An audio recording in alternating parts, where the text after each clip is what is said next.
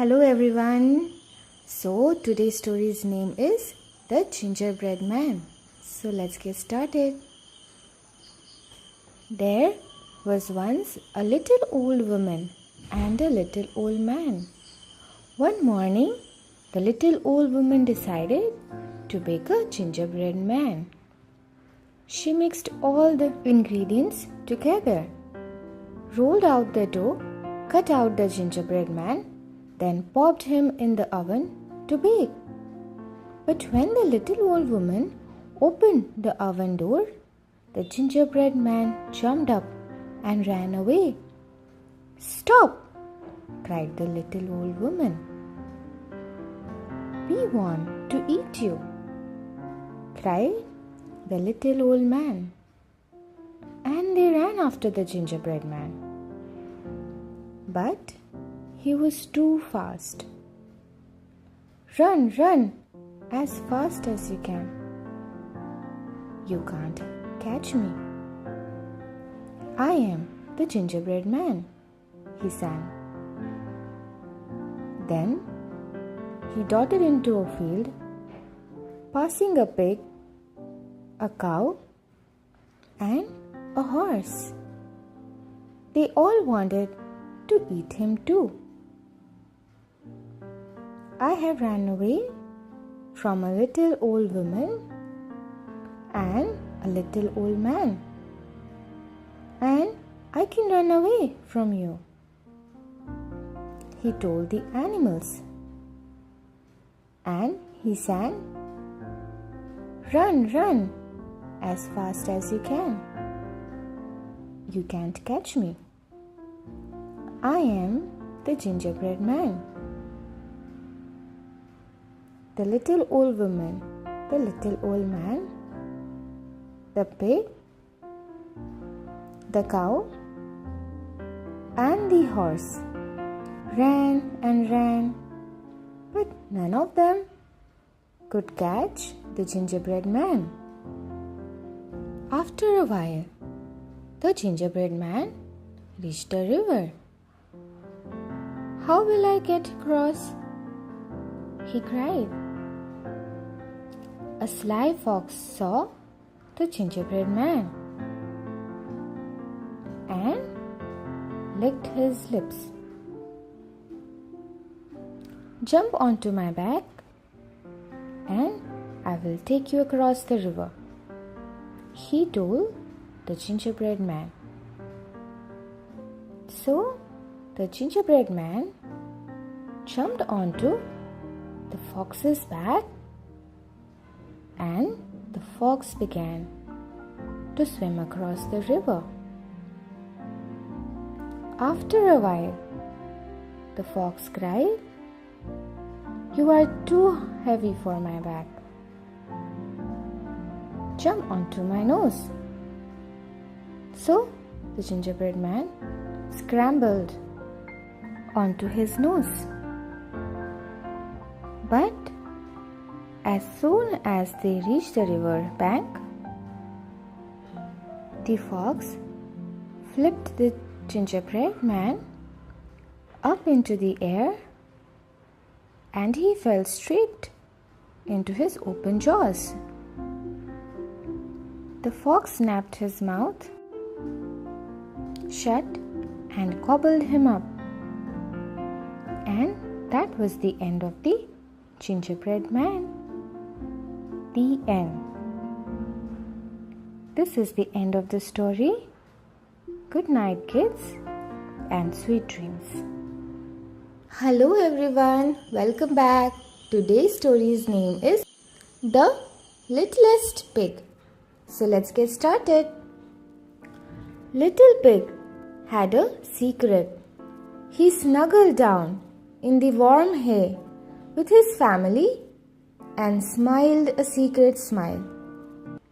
Maybe it wasn't so bad being the littlest pig after all. Not so long ago, Little Pig had been feeling really fed up. He was the smallest pig in the family. He had 5 brothers and 5 sisters, and they were all much bigger and fatter than he was.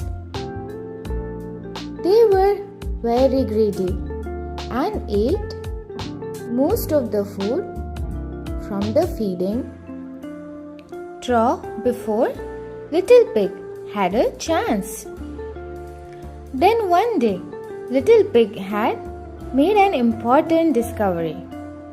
A little hole in the fence, tucked away behind the feeding trough. He could just fit through the hole because he was so little. He waited all day until it was time for bed, and then, when all his family were fast asleep, he wriggled through the hole. Suddenly, he was outside, free to go wherever he pleased. And what an adventure he had!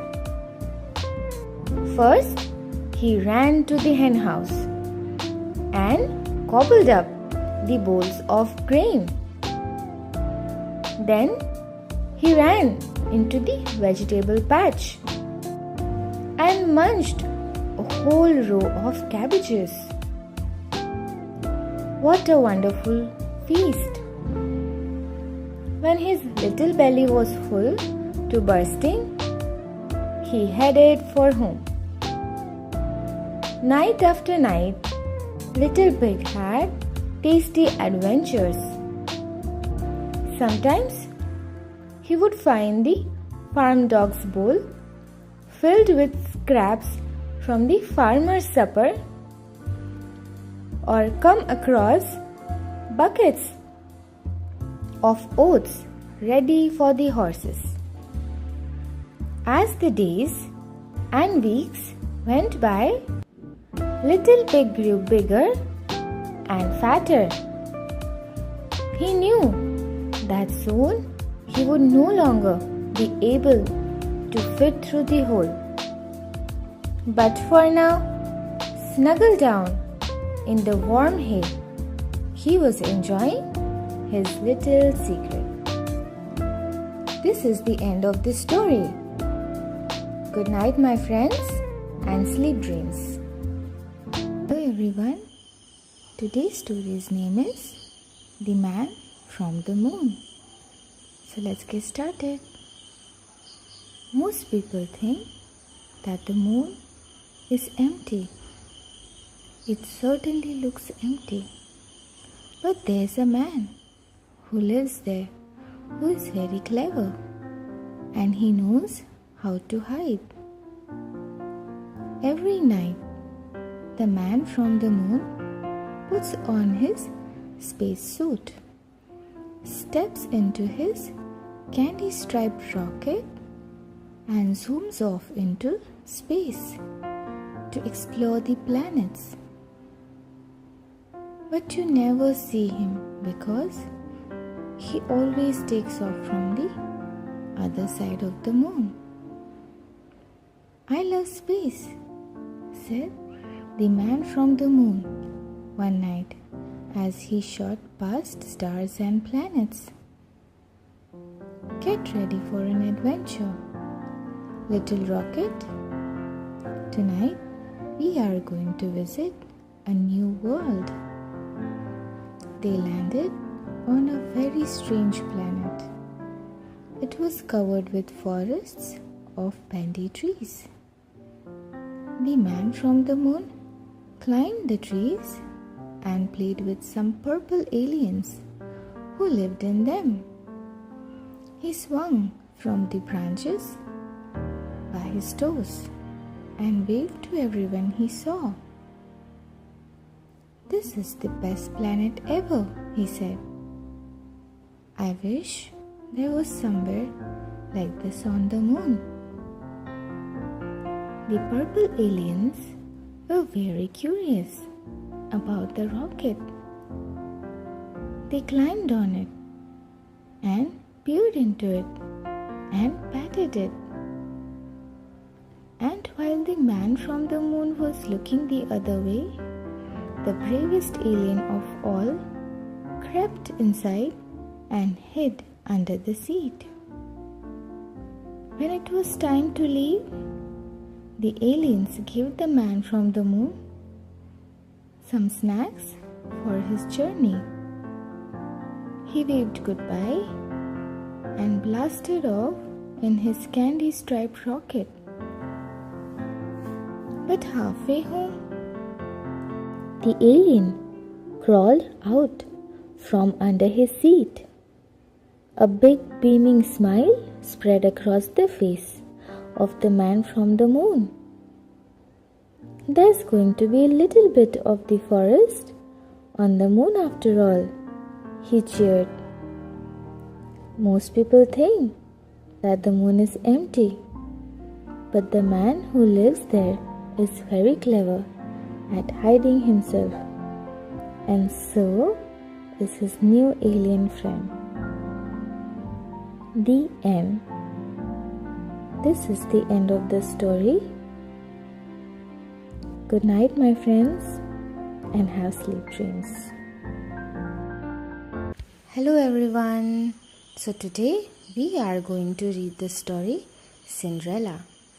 So let's get started. Once upon a time, there was a young girl who lived with her father, stepmother, and 2 stepsisters. The stepmother was unkind and the stepsisters were mean. They made the girl do all the housework, eat scraps, and sleep by the fireplace among the cinders and ashes. Because she was always covered with cinders, they named her Cinderella. One morning, a special invitation arrived. All the young women in the kingdom were invited to a royal ball. A ball for the prince to choose a bride. Cinderella longed to go, but her stepsisters just laughed. You go to the ball in those rags? How ridiculous! They cackled. Instead, Cinderella had to rush around, helping her stepsisters get ready for the ball. As they left for the palace, Cinderella sat beside the fireplace and wept. I wish I could go to the ball, she cried. Suddenly, a sparkle of light filled the dull kitchen, and there was a fairy. Don't be afraid, my dear, she said. I am your fairy godmother, and you shall go to the ball. But how? Said Cinderella. Find me a big pumpkin, 4 white mice, and a rat, replied the fairy godmother. Cinderella found everything as quickly as she could. The fairy godmother waved her wand, and the pumpkin changed into a magnificent golden coach. The white mice became white horses, and the rat became a coachman. With one last gentle tap of her wand, the fairy godmother changed Cinderella's dusty dress into a shimmering ball gown. On her feet were 2 sparkling glass slippers. Now, off you go, said the fairy godmother. But remember, All this will vanish at midnight. So make sure you are home by then. Cinderella climbed into the coach and it whisked her away to the palace. Everyone was enchanted by the lovely stranger, especially the prince, who danced with her all evening. As Cinderella whirled around the room in his arms, she felt so happy that she completely forgot her fairy godmother's warning. Suddenly, she heard the clock strike midnight. Bong, bong, bong. Cinderella picked up her skirt and fled from the ballroom. The worried prince ran after her. Bong, bong, bong. She ran down the palace steps, losing a glass slipper on the way. But she didn't dare stop. Bong, bong, bong. Cinderella jumped into the coach and it drove off before he could stop her. Bong, bong, bong. On the final stroke of midnight, Cinderella found herself sitting on the road beside a pumpkin, 4 white mice, and a black rat. She was dressed in rags and had only a single glass slipper left from her magical evening. At the palace, the prince saw something twinkling on the steps, a single glass slipper. "I will marry the woman whose foot fits the glass slipper," he declared. The next day, the prince took the glass slipper and visited every house in the kingdom. At last, the prince came to Cinderella's house. Her stepsisters tried and tried to squeeze their huge feet into the delicate slipper. But no matter what they did, they could not get the slipper to fit. Cinderella watched as she scrubbed the floor. "May I try, please?" she asked. "You didn't even go to the ball," laughed the eldest stepsister. "Everyone may try," said the prince as she held out the sparkling slipper. And suddenly, "Oh!" gasped the stepsisters as Cinderella's dainty foot slipped easily into it. The prince joyfully took Cinderella in his arms. "Will you marry me?" he asked. "I will," Cinderella said, much to the disgust of her stepmother and stepsisters. Soon, Cinderella and the prince were married. They lived long, happy lives together, and Cinderella's stepmother and stepsister had to do their own cleaning and never went to a royal ball again. The end. Good night, my friends, and have sweet dreams. Hello everyone. Today we are going to read a very magical story, Unicorn Magic. So let's get started. Once upon a time, there were 2 little unicorns named Lottie and Lulu, and they lived with their mother in a cave on top of a mountain. Unicorns are magical creatures, and their twisty horns are full of spells and enchantments. But little unicorns have to learn how to use their magic, and they don't always get it right. One day, Lottie and Lulu's mother went to visit some friends. As soon as she had trotted out of sight, Lottie and Lulu shared a big smile. "Let's give her a surprise," said Lottie. "Let's magically tidy up the cave." Lottie said the first spell, and purple sparkles flew out of her twisty horn and hit a messy heap of hay in the corner. But instead of tidying it up, the spell turned the hay purple.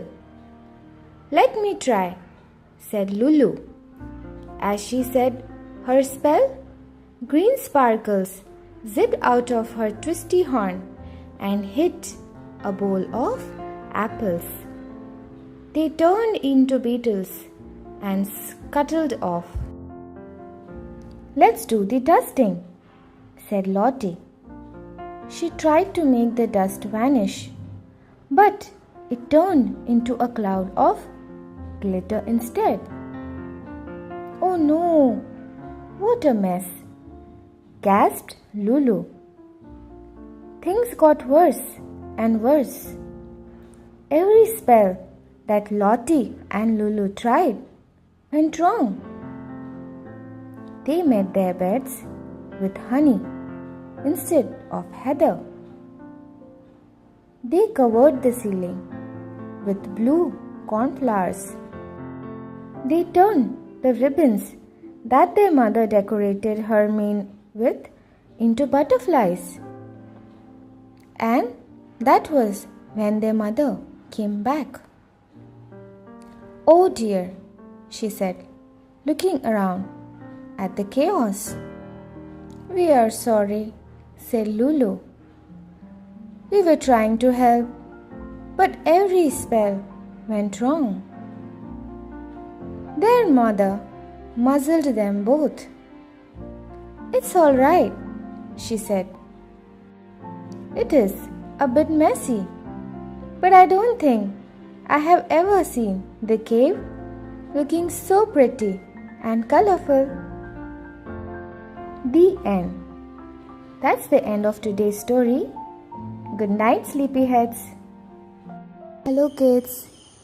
Today's story's name is Town Mouse and Country Mouse. So let's get started. Once there were two little mice. One lived in the town and the other in the country. One day, Town Mouse visited Country Mouse's home. It was small and dark, not at all like Town Mouse's home. After lunch, the two friends went for a walk.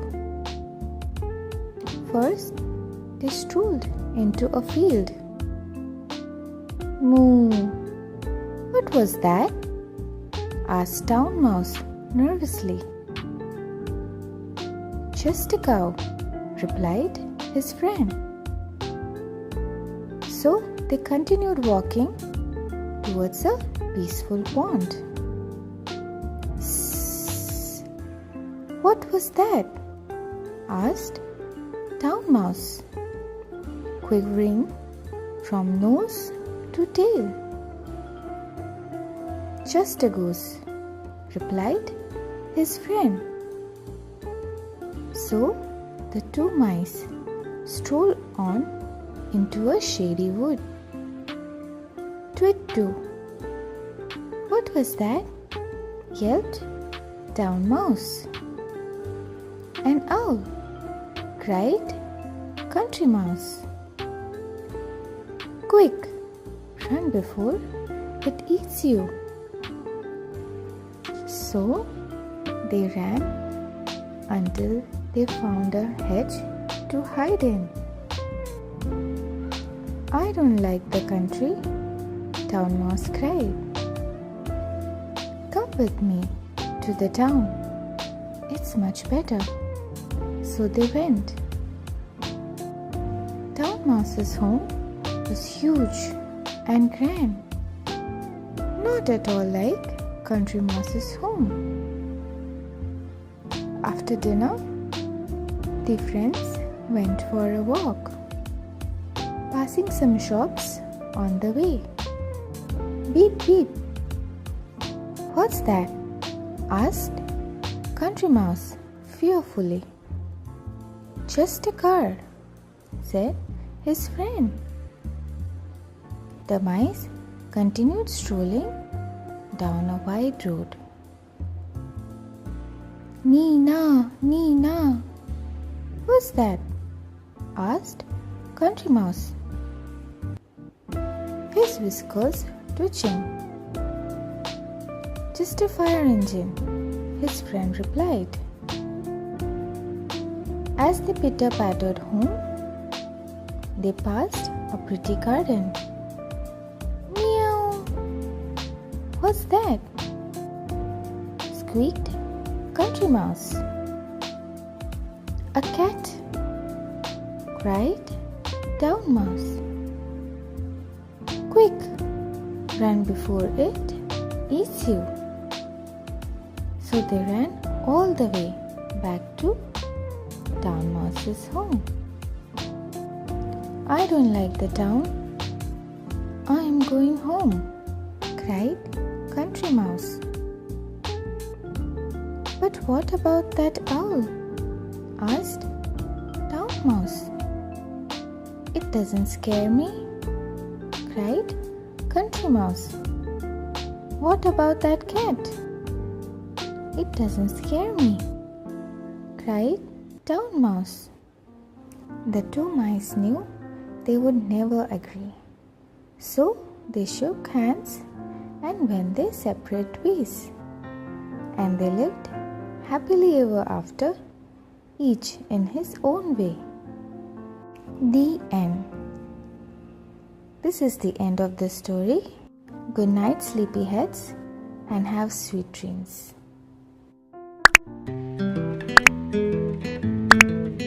See you in the next video.